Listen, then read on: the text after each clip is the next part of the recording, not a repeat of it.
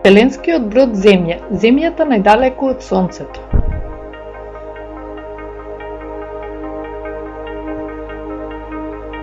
Земја, нашиот вселенски брод, добредојдовте на едногодишно патување околу Сонцето. Сега сме овде, а за 6 недели ќе стигнеме до есенска рамноденица.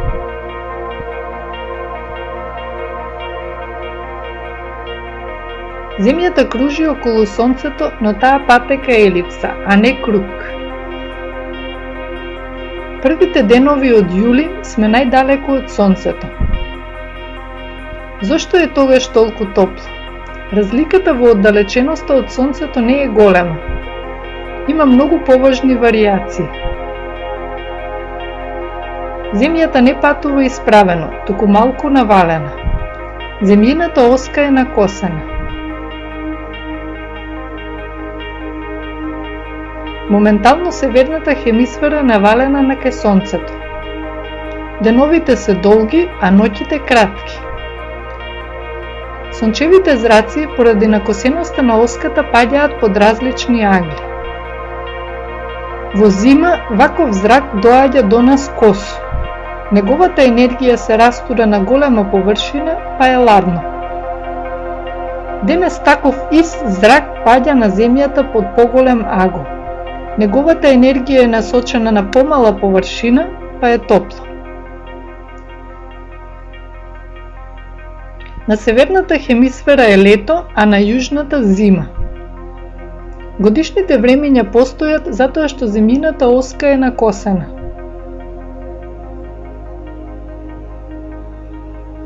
Земјата патува по елиптична орбита, но таа елипса само 2% отстапува од совршениот круг. Дали е можно да се примети толку мала разлика? Да, ако во јули дојде до целосно помрачување на Сонцето. Гледано од Земјата, Сонцето и месечината како да се со иста големина, иако Сонцето е во суштина многу поголемо. По чудна случајност, Сонцето е 400 пати пошироко од месечината, но и 400 пати подалеку. Затоа месечината делува како да е со иста големина како и Сонцето и точно го затскрива. Во јули Земјата е подалеку и Сонцето изгледа помало од месечината. Ако дојде до помрачување, а месечината е блиску до Земјата, таа го прекрива Сонцето и повеќе од тоа. Месечевата сенка е поширока и на Сонцето му треба повеќе време да се појави на другата страна. Тоа се најдолгите помрачувања. На 11. јули 1991 година Сонцето е во најдалечната точка од Земјата и беше скриено позади месечината скоро 7 минути. Тоа беше помрачување на векот. Се чинеше дека Сонцето е помало од месечината, што покажува дека Земјата лета подалеку од Сонцето. На сите нас делува ексцентричноста на нашата орбита. Како и сите планети, и Земјата побрзо се врти кога е поблиску до Сонцето, а побавно кога е подалеку од него. Земјата е поблиску до Сонцето во декември и јануари, па тогаш забрзува. Оддалечувајќи се од Сонцето забавува како восна на горнина. Кога Сонцето е поблиску, неговата сила е посилна. Затоа сега Земјата оди побавно и доцни по возниот ред. За летната половина на орбитата и треба 6 денови повеќе од зимската. Пролетната рамноденица е на 20 март, а есенската на 23 септември 3 денови покасно. Погледнете во календарот, од половината на март до август има 4 долги месеци со по 31 ден, додека зимската половина од септември до февруари е скратена во февруари кој има само 28 денови. Тоа е уште 3 денови, па есенската рамноденица е 6 денови подоцна.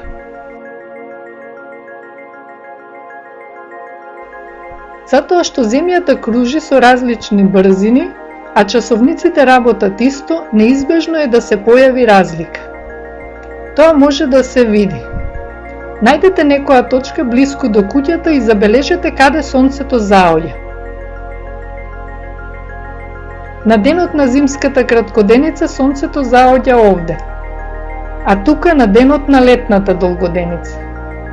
Додека деновите во текот на годината прво стануваат долги, а потоа кратки, сонцето оди напред-назад. Секое пролетно заоѓање одговара на едно есенско. Во времето на пролетната рамноденица сонцето заоѓа тука во 20 часот. На денот на есенската рамноденица на истото место во исто време, но 40 денови пред или после рамноденицата тоа е поинаку.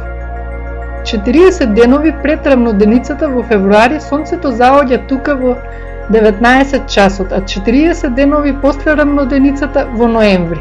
Повторно на исто место, но дали во исто време? Не, половина час порано, во 18:30 часот. Зошто на исто место, а не во исто време? Затоа што во есен земјата касни поради променливата брзина, а нашите часовници покажуваат дека сме побрзале.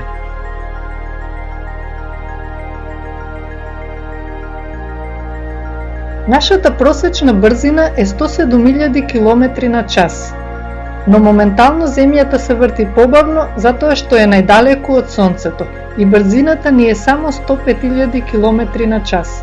Во зима Земјата забрзува и патуваме со брзина од 110.000 км на час. Разликата не е голема затоа што нашата елипса е скоро кружница. Отстапува само 2%. На својата многу издолжена орбита, Халеевата комета забрзува на 200.000 км на час додека поминува покрај Сонцето, скоро дупло побрзо од Земјата. Кога ќе се врати во оддалечениот крај, блиску до Нептун, забавува на 3600 км на час, 30 пати побавно од Земјата. Со толку издолжена орбита, како Сонцето да ја фрла кометата. На половина пат забавува и паѓа назад на кај Сонцето.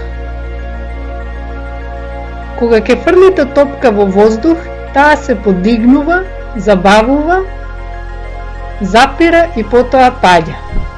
Земјата секогаш паѓа на кај Сонцето, но не се грижите, нашата орбита е скоро кружница и центрифугалните сили цврсто не држат во орбитата.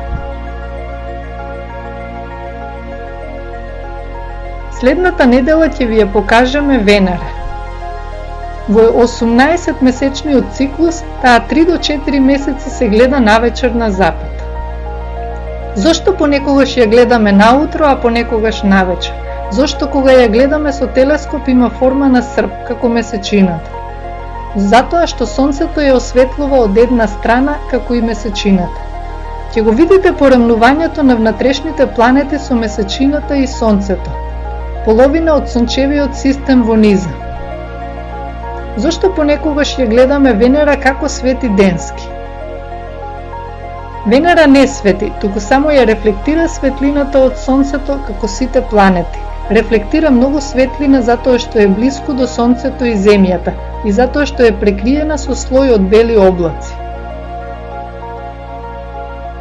Ќе се нурнеме во тие облаци и ќе ја видиме венерината површина на која има топлина што може да стопи олово.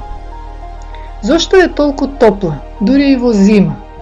Затоа што таму нема зима, ниту лето. Зошто? Ќе видиме дека Венера многу бавно се врти на спротивната страна.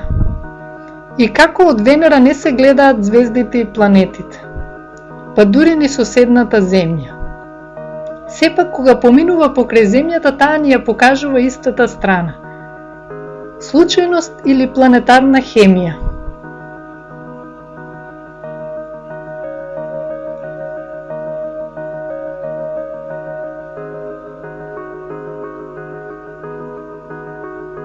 До тогаш, среќен пат на вселенскиот брод Земја.